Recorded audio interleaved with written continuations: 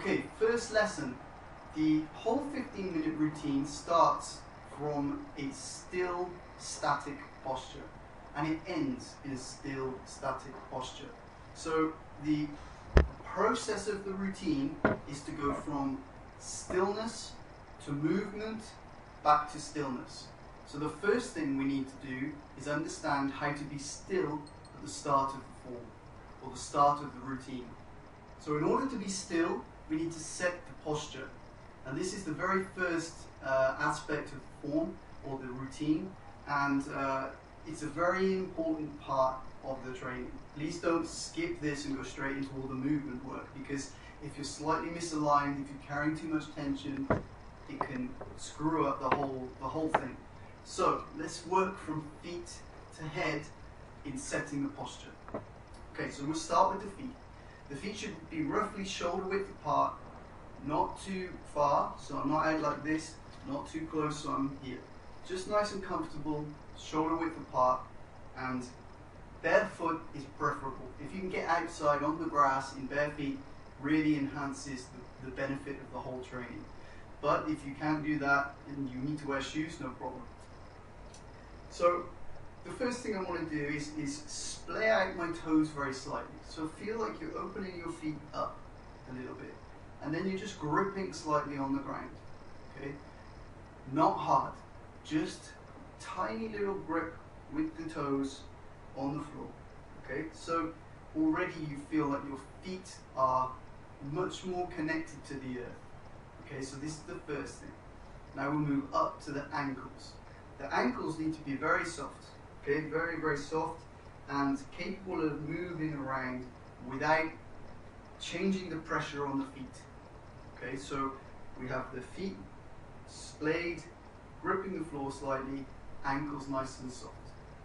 The knees, which are a transfer joint, we don't want to feel any weight in the knees at any point during the whole routine. I just allow them to align to my big toe metatarsal, so this bone in the foot here, the big toe bone, I allow them to align to this bone, and I bend very slightly, okay? Not all the way past the toes, not locked legs, just a little tiny bit of a bend. Up to the hips. Here, what I want to do is open this gap, the quad, or the inguinal crease. I want to just open this up very slightly, and what I want to feel is that the buttocks are very soft. Okay, so I'm not tense like this, nice and soft, open here, and relax. So now the legs should feel quite heavy, like they're sinking into mud or into the earth. This is the first position. Next, the abdomen and the lower back. What I want to do is just relax, like this is all a big weight, okay?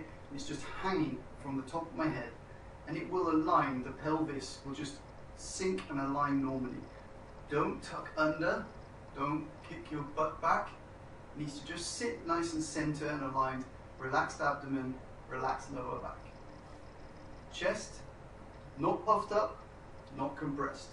Nicely in the center. So a common mistake that we see is that people will do this. It's called kyphosis of the spine.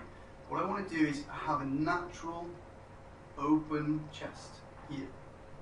Not puffed up, not like this, centered.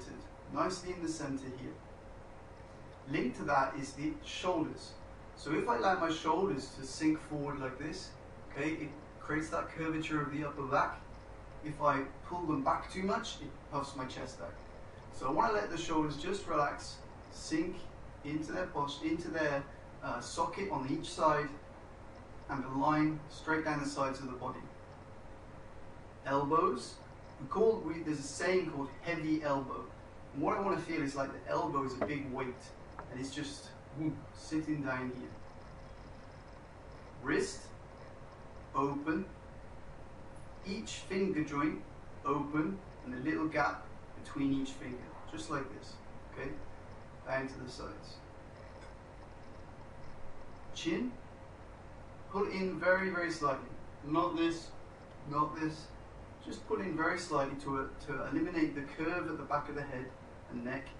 And then the very top of the head, the crown point, is pulling up towards the ceiling like I'm suspended by a rope that's attached here. Okay, so I end up in a very stable, comfortable, and aligned posture.